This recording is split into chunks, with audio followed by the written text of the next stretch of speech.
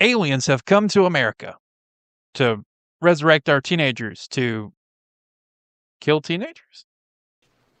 There's a kid out there using his car to kill people.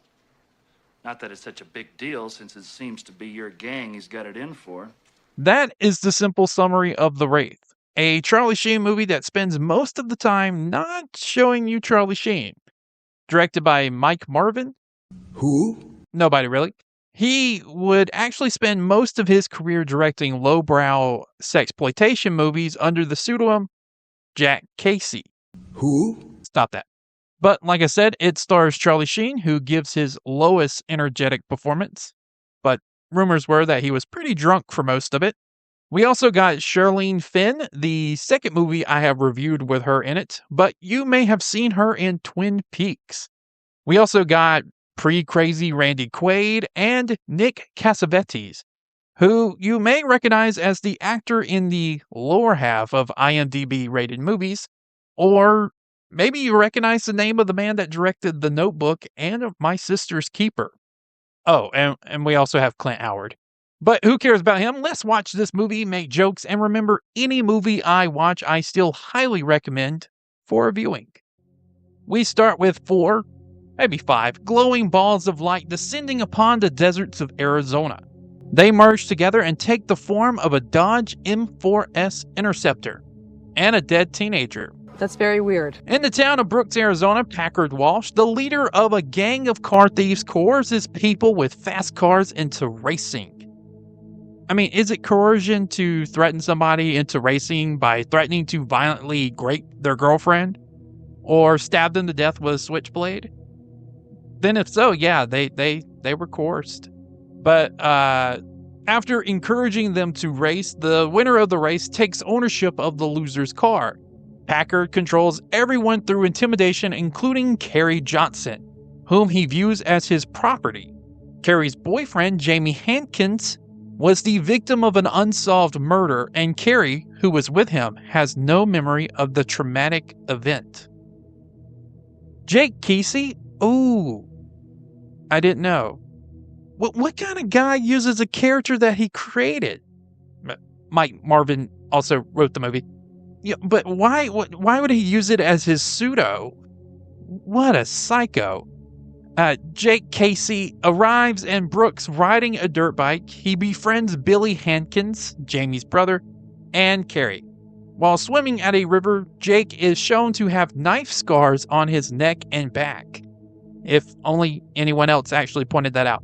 Packard's control of the illegal races comes to an end when an all-black Dodge M4S Turbo Interceptor supercar appears with a driver covered head to toe in black body armor and helmet and metal braces, resembling those worn by victims of physical trauma. Oh, I'm having a second oh moment. For the life of me, I could not figure out why every time our good, well, can you call him a good guy? I mean, he's killing people. Well, every time our Wraith killed someone, he left behind a brace. Now I know. Well, not really. We find out that Jamie didn't die in a car accident or a car wreck. He was stabbed to death. So why braces? Maybe what they should have done was have one of his scars on Jake disappear. The driver challenges Packard's gang to a race, ending in a high-speed, multi-reuse shots with explosive crashes. Yes, plural. This is not the same car that crashed here. See? Undamaged when it goes off the cliff. Anyways, one of the gang members is killed. His body appears unharmed afterwards, except for his burned-out eye sockets and gray skin. Even though his body was pulled from a burning wreckage. The body was fine, just hollowed-out eyes. Why? I don't know. The Turbo Interceptor then reconstructs itself and eludes the pursuing Sheriff Loomis in a cloud of glowing light. The gang mourns the death of their friend by completely forgetting him and becoming fixated on making their cars go faster. This is when our mystery driver arrives with a never-needed-to-be-loaded or racked shotgun, also connected to tubes on his body, and unloads into their cars. Afterwards, the gang decides that now that their cars have paint jobs that look like patched holes, it's time to terrorize their local diner. which also appears to be a well-condemned Steak and Shake shop. That is when Packard, climbing into his car, finds a note challenging him to a race on, we'll just call it Dead Man's Curve. The names they actually use are like Dragon's Pass. The first one to Dragonfire Crossing wins! And all I could think is, we don't have cool names like that in our country, come on. But upon arriving, Packard wants to kill the Wraith, but apparently they can't kill him in front of Rughead. Wait, did they give Clint Howard the name Rughead? Are they trying to say something? That's natural. That's all natural. Anyways, Minty, one of Packard's cocky friend, challenges the Wraith to a race. Rughead whips out some fancy tech that can shut down a car. Rughead sees the paranormal engine when he demands that they pop the hood so he can place him inside of it. He tries to warn the guys, but ultimately no one cares and Minty is killed, and that tech is never brought up again. Some more things happen, like Skank and Gutter Boy finding out that Carrie is getting the hots for Jake. Jake and Carrie go to the local warm spring to make out. Kind of.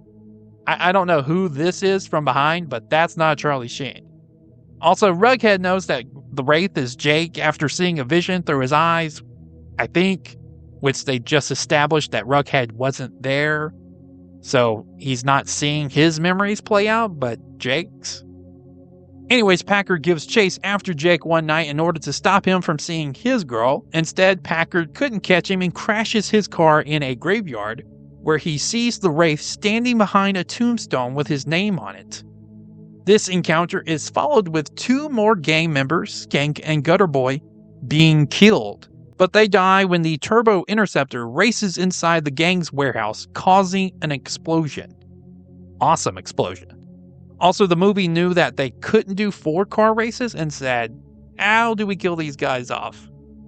But Rughead, the gang's 100% that's his hair geek guy, witnesses it from a distance. Rughead, though, who had nothing to do with the gang murdering Jamie, figures out why each of the gang members have been targeted. Kind of. He had a vision. When Loomis arrives at the scene of the destruction, Rughead tells him Packard and his gang had murdered Jamie Hankins. Maybe. He thinks. He also uses the word Wraith, and that's the one thing it seems like every critic at the time in 1986 clung to. John Pym of Time Out said, "The best joke of having one of the thugs know the word Wraith." Or Janet Maslin of the New York Times wrote, "The greatest expense in the Wraith is generated by the problem of how the writer-director, Mike Marvin, will work a word like Wraith into the dialogue." Pretty good, Burns, but am I supposed to believe that they knew what the word Wraith meant? Also, it was the techie that said Wraith, not Gutter Boy.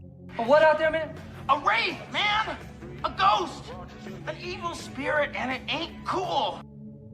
Now, with his gang mostly gone, Packard decides to flee town. He kidnaps Carrie and beats up Billy when he tries to intervene. When Packard tries driving to California, Carrie resists, but mainly having him admit to killing Jamie and telling him she'll never love him. This brings the car to a stop. As they both exit the car, Packard pulls a knife on her. The Turbo Interceptor, though, arrives and challenges Packard to a race. Packard accepts and is killed in an explosive head-on collision with the Turbo Interceptor. Loomis calls off the hunt for the mysterious driver, believing it to be futile, because that's what you do after a person has murdered 5 people. That's why you have to hit 5, any less, and you're caught. As Carrie arrives home that night, the Turbo Interceptor pulls up and Jake emerges. Carrie realizes that Jake is a revived form of her dead boyfriend Jamie, who had returned for a chance to rekindle their past relationship.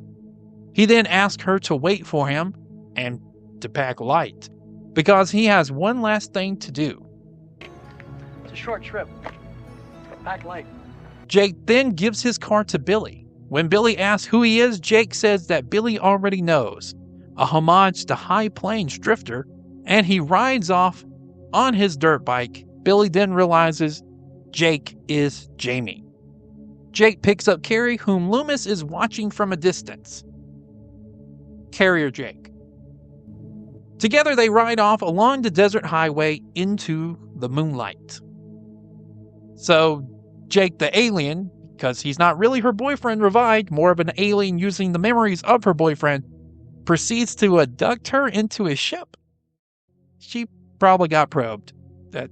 Billy is also arrested in a few days as evidence of the killer driver points to the guy with the keys. Carrie's family to this day still don't know what happened to their teenage daughter. Just wanted to point out that everyone in this is supposed to be playing high school teenagers. Teenagers that the sheriff just let right off into the night. Bye. And that's The Wraith. If you're looking for something to watch, go watch The Crow. It's the same movie, just done better. Bye. What's he got with us? What he's got is an ass full of trouble. Yeah, it's about time we get into somebody's ass, huh? We'll beat him like a red-headed stepchild. I'm gonna knock his ass lower than whale shit.